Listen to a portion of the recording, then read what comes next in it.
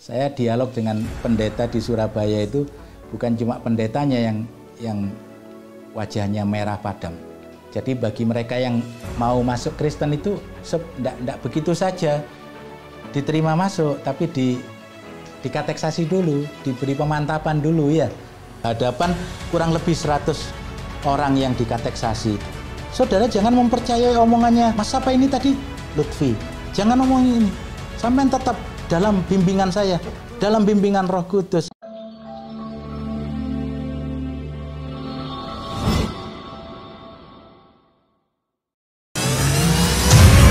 Lelang dakwah, lukisan Sweet Orange, karya Meru Sandia, pelukis Indonesia yang diundang langsung oleh Raja Salman, dilelang dengan harga terbaik, yang dananya 100% akan kami gunakan untuk pembangunan Masjid Terpadu Hagia Sophia, Kota Malang. Lukisan Sweet Orange ini dilelang dengan harga 25 juta saja. Untuk mesin yang lebih dahulu menghubungi kami. Dan berdirilah benteng yang sederhana awal untuk mengabarkan kebenaran rahmatan lil alamin.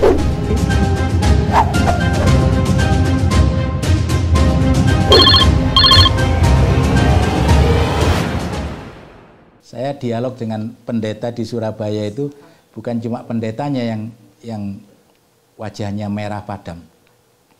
Pada waktu itu Pak namanya Mardiguno itu guru katekismus ya, kateksasi ya. Jadi bagi mereka yang mau masuk Kristen itu tidak begitu saja diterima masuk, tapi dikateksasi dulu, diberi pemantapan dulu ya. Ini qadarullah Ustaz. Jadi itu dialog terjadi secara tidak sengaja. Saya diajak oleh teman. Teman itu temannya kakak ipar saya. Apa itu nek bahasa Indonesianya sing bener ya apa sih? Jadi kakak ipar saya ini punya teman. Namanya Mas Mujib. Nah, Mas Mujib ini punya kekasih hati. Ya. Seorang wanita Kristen jamaah Gereja Kristen Jawi Wetan yang di Beratang, Surabaya itu. Ya. Siapa sih namanya? Lupa saya perempuannya itu. Nah, jadi si perempuan ini memberikan syarat kepada Mujib. Saya mau menikah dengan kamu dengan syarat mau menikah dengan kamu dan saya mau mengikuti agamamu dengan syarat Mas Mujib bisa mengalahkan pendeta saya. Kalau cinta sudah melekat, semuanya pun akan diseberangi. Laut kan kuseberangi, ya semuanya. Mas Mujib juga begitu. Langsung Mas Mujib ini menyanyikan lagu kebangsaan. Maju tak gentar, membela yang benar, siap. Datanglah Mas Mujib bersama calonnya ini di acara kateksasi tadi. Nah, disitulah terjadi dialog antara Mas Mujib dengan pendeta Mardiguno. Sebetulnya Mas Mujib sudah bagus, cuma ibarat pemain bola, ya. Mas Mujib ini permainannya seperti kesebelasan Brazil atau Argentina. Pernah nonton kesebelasan Brazil atau Argentina? Belum pernah ya, nanti nontonlah sekali-sekali. Jadi giring bolanya cantik gitu loh. Ya, oper sana, oper pendek, set, gol. Nah, Mas Mujib ini juga begitu. Dia bagus Ustaz, menggiring opininya itu bagus. Cuma selalu kandas di depan gawang lawan. Nggak bisa menyerang to the point kepada pendeta Mardiguno. Sehingga dipelintir, gampang dipelintir oleh pendeta Mardiguno. Nah, akhirnya lapor ke kakak ipar. Aduh, Mas Khairun, aku kayak dolanan karo pendeta nih. Yo, gila gagal aku. Jadi dia niatnya untuk bisa menikah dengan pujian hatinya tadi. Wes gampang Mas Mujib. Engko tak kandakno Mas Lutfi. Bensing dialog Mas Lutfi. Ya wes, deal kita. Saya ikut. Jadi pertemuan berikutnya saya datang ke gereja itu jadi muridnya Pak Ricci. Jadi Oh, beda ya? Oh, Pantai Kosta. Oh, enggak pakai. GKJW memang pakai ya? Kategorisasi anak, kategorisasi remaja, sama kategorisasi dewasa. Nah, itu. Jadi sudah dapat ilmu lagi kan ya, kita nyantai saja. Jadi memang diberi pelajaran Alkitab dulu. Aku ngerungokno hampir sak jam ceramah, ya kayak jenengan ngerungokno aku ngene iki. Ngerungokno ambek ngantuk-ngantuk ngono. Masya Allah, la quwata illa billah. Ya, waktu itu membahas mengenai warisan, Ustaz. Mengenai warisan atau perpuluhan itu. Nah, si pendeta ini langsung mengatakan, jadi yang berhak untuk mendapatkan mengatur ini semua adalah dari keturunan Ibrahim, dari keturunan Ishak. Nah, jadi singkat ceritanya begitu. Nah, itu menjadi poin. Nah, aku atene melebu tekok kene kok. Aku atene ngebuki si pendeta ini tekok iki ben mujib iso rabi karo kekasihnya. Nah, betul dibuka sesi tanya jawab terakhir itu. Sebelum pendeta belum selesai ngomong, nah, siapa yang mau bertanya masih begini, saya sudah angkat terus ini, wedi kedahuluan orang. Ya. Jadi saya sempat nanya pertama, saya bilang, Bapak Romo, bagus sekali pemaparan Bapak Pendeta itu tadi, luar biasa. Saya sangat tertarik dan terharu. Cuma ada satu yang mengganjal. Iya, apa yang mengganjal? Tadi penjenengan menerangkan mengenai hukum waris tadi itu, yang berhak mendapat warisan itu hanya dari keturunan Ishak. Padahal kan Ibrahim itu punya anak dua ya Bapak Pendeta, Ismail dan Ishak. Belum selesai saya bertanya, langsung pendeta itu menjawab, Ismail bukan anak Ibrahim. Dia budak, dia bukan anak sah Ibrahim. Mateng kan ya, masuk perangkap. Waktu itu saya sudah begini, alhamdulillah ya Allah, saya sudah poin satu ini. Dan insya Allah saya akan memenangkan ini. Oh begitu ya Bapak Pendeta. Jadi Ismail ini tidak diakui sebagai anak Tuhan ya, sebagai anak Ibrahim ya. Ya. Jadi Ismail itu bukan anak Ibrahim. Anak Ibrahim itu hanya Ishak. Ya, lalu saya tanya, itu menurut Bapak Pendeta atau menurut Tuhan? Saya tidak tanya menurut Alkitab, langsung saya tanya menurut Tuhan atau menurut Bapak Pendeta. Oh ini menurut Tuhan, bukan menurut saya. Semua yang saya sampaikan ini berasal dari Tuhan yang tertulis di dalam kitab suci ini, Mas. Jadi itu berdasarkan keterangan di dalam kitab suci saya ini yang berasal dari Tuhan. Oh begitu ya. Tapi Bapak Pendeta, di dalam kitab Bapak itu disebutkan bahwa Ismail itu anak sah Ibrahim loh. Tadi Bapak Pendeta mengatakan Ismail bukan anak sah.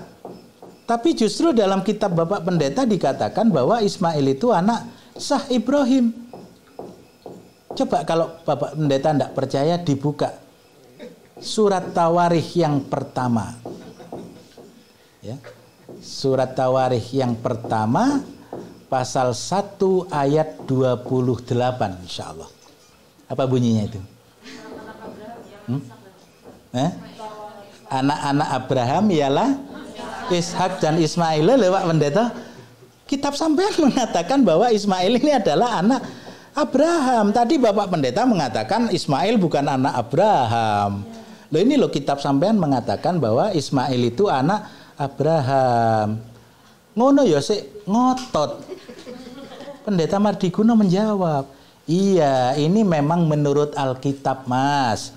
Alkitab itu memang mengakui bahwa Ismail itu anak sah Ibrahim.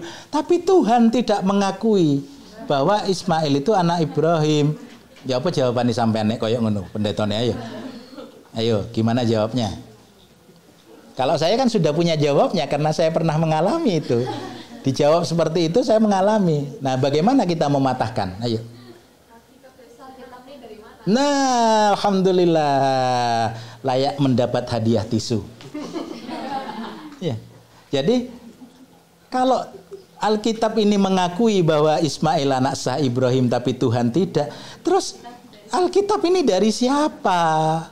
Firman siapa? Ya firman Tuhan. Lah Tuhan yang mana? Berarti ada dua Tuhan dong. Ada Tuhan yang mengakui Ismail anak sah Ibrahim, ada Tuhan yang mengakui Ismail bukan anak sah Ibrahim. Loh saudara-saudara tenang ya. Saudara jangan mempercayai omongannya Mas siapa ini tadi?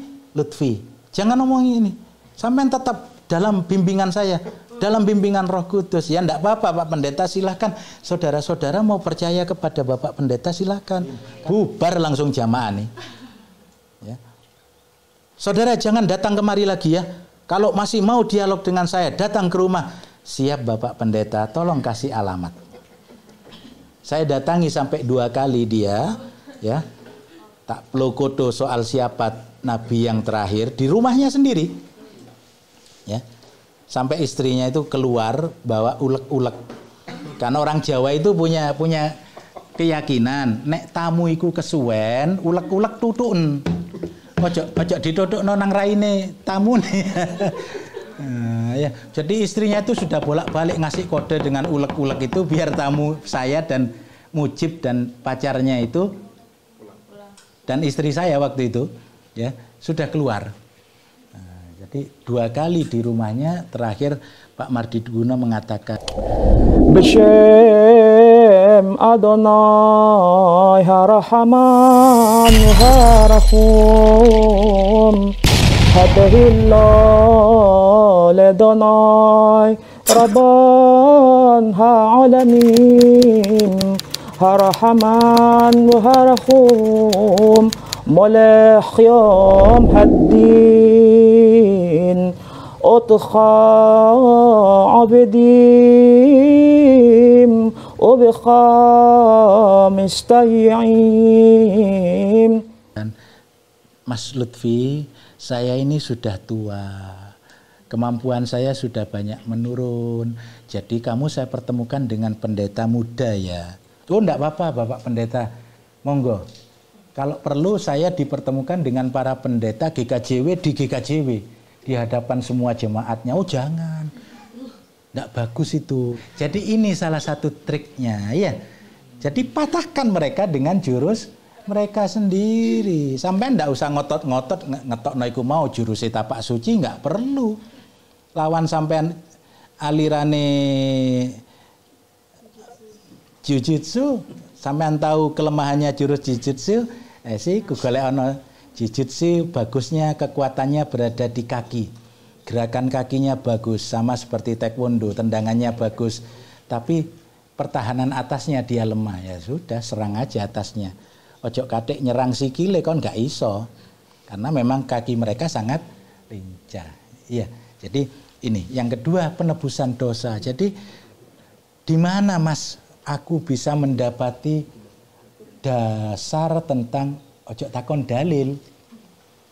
Kalau kita tanya dalil, mereka nanti sudah akan makin keder. Wah, iki berarti wis pinter arek iki ya. Pokoknya gobloki ngono lho. Jadi bahasanya orang Jawa itu gobloki tapi gak goblok. Ya. Koyok-koyoke seolah-olah kita ini ndak ngerti apa-apa. Di mana Mas ada apa dasar atau kisah cerita tentang penebusan dosa ini. Dan saya yakin sampai hari ini pun orang Kristen akan meminta untuk membuka Kolose pasal 1 ayat 13. Coba dibuka. Kolose pasal 1 ayat 13. Ia telah melepaskan kita dari kuasa kegelapan dan memindahkan kita ke dalam kerajaan anaknya yang kekasih. Jadi 13 14 sih Mas. Satu lagi Mas. Di dalam dia kita memiliki penebusan kita, yaitu pengampunan dosa. Nah, ya, ini jadi dalilnya bahwa dosa kita sudah ditebus oleh Yesus itu di dalam ini Kolose pasal 1 ayat 14. Kemudian di dalam Efesus pasal 1 ayat 7. Saya baca saja. Yang di dalam dia kita memperoleh penebusan oleh sebab darahnya, yaitu keampunan segala dosa menurut kelimpahan anugerahnya itu. Kolose dan Efesus. Pertanyaannya sama dengan dosa waris. Apa sih Mas Kolose itu? Yang saya tahu Kolose itu kolase, seni rupa. Efesus itu apa Mas? Kok jenenge kok api-api ya? Ono Efesus, ono Tarsus, ono Paulus, ono Markus, ono apa meneh? Apa sih Efesus itu? Dan orang-orang Kristen akan spontan menjawab. Biasanya kalau yang masih pemula akan menjawab begini. Kolose dan Efesus yaitu bunyi firman Tuhan di dalam perjanjian baru. Nah, kalau mereka menjawab seperti ini kita sudah tahu, oh kelas iki ndek ngisore arek TK. Ya. Tapi kalau mereka betul-betul sudah memahami kitab sucinya, jadi Kolose maupun Efesus itu adalah surat kiriman Paulus kepada jamaah di Kolose atau surat kiriman Paulus kepada jamaah di Efesus. Loh Mas, Paulus mana? Aku njaluk sing ngomongane Yesus. Kok sampean malah ngekei omongane Paulus? Ya adanya ini Mbak. Ini kitab suci kami. Loh, kitab suci, definisi kitab suci itu ya Mas ya, firman dari Tuhan kepada nabi atau rasul. Memangnya Paulus itu pernah diangkat menjadi nabi? Kapan sopo sing ngangkat? Yang diangkat menjadi nabi dan rasul itu adalah Yesus alaihissalam, bukan Paulus. Yang punya syariat, punya risalah itu Yesus, bukan Paulus. Yang punya ajaran itu Yesus, bukan Paulus. Kalau kepingin selamat masuk ke dalam surga, ikuti yang diajarkan oleh Yesus, bukan yang diajarkan oleh Paulus. Ya apa Mas? Sampean sik katene melu ajarane Paulus, katene melu Yesus apa katene melu Paulus? Ya saya ingin selamat ikut ajaran Yesus dan para nabi. Ya nanti berikutnya setelah selesai perjanjian baru nanti saya ajarkan kepada sampean. Jadi berapa skor kita? Sudah 2-0. Dia mau ngomong apa saja panjang lebar aja direken wisan. Ya, karena yang diajarkan itu semuanya hanya ajaran Paulus, doktrin yang disampaikan oleh Paulus, bukan ajaran dari Yesus. Nah, sudah selesai yang 2. Nah, nanti yang kita lanjutkan yang ketiga. Nah, ini yang paling penting, Trinitas. Ini adalah doktrin yang sampai hari ini yang tadi saya katakan yang disampaikan oleh Yesus di dalam Injil karangan Matius pasal 28 ayat 19. Ya. Jadi inilah yang disebut dengan amanat agung. Sebab itu pergilah kamu, jadikanlah seluruh bangsa itu muridku, serta membaptiskan mereka dengan nama Bapa, Anak, dan Ruhul Kudus. Jadi ini yang mereka bawa. Ya. Oh, jadi Trinitas ini ajaran siapa, Mas? Ya. Dalilnya ada di mana? Pasti Kristen akan menunjuk salah satunya Yohanes pasal 1 ayat 1 dan 14. Pada mulanya dia adalah firman, dan firman itu bersama dengan Allah. Pasal 14-nya, firman itu telah menjadi manusia dan tinggal di antara kita. Yang kita akui kemuliaannya yaitu Yesus itu. Jadi itu dasarnya Trinitas. Yohanes pasal 1 ayat 14. Lalu surat kiriman Yohanes yang pertama pasal 5 ayat 7. Karena 3 yang akan menjadi saksi di surga, yaitu Bapa dan Firman dan Rohul Kudus, maka ketiganya itu menjadi satu. Jadi ini dalilnya Trinitas. Yang ketiga Matius pasal 28 ayat 19 tadi. Lalu Kisah Rasul pasal 2 ayat 36. Sebab itu hendaklah diketahui oleh segala isi rumah Israel dengan yakin bahwa Allah telah menjadikan Yesus itu Tuhan dan Kristus, yaitu Yesus yang kamu salibkan itu.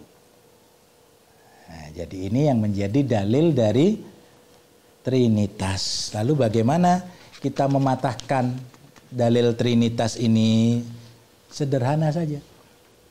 Kalau kisah Rasul sudah bisa kita patahkan. Kisah Rasul itu hanyalah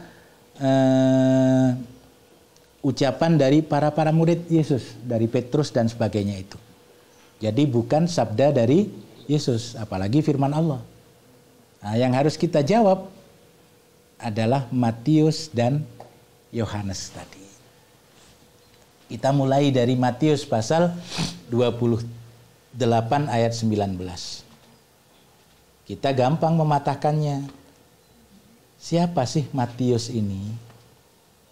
Matius, penulis Injil Matius itu siapa? Benarkah penulis Injil Matius ini murid Yesus? Ataukah Matius yang lain? Nah, iya. Kalau dalam ilmu hadis ini disebut apa ini? Perawi itu, Ustaz. Kita mengetahui, kan dalam hadis kita harus mengetahui matan dan sanadnya, ya. Jadi dalam ilmu sanad kan jelas itu. Jadi sebuah hadis akan diterima apabila sanadnya bernyambung sampai kepada Rasulullah Shallallahu Alaihi Wasallam. Begitupun.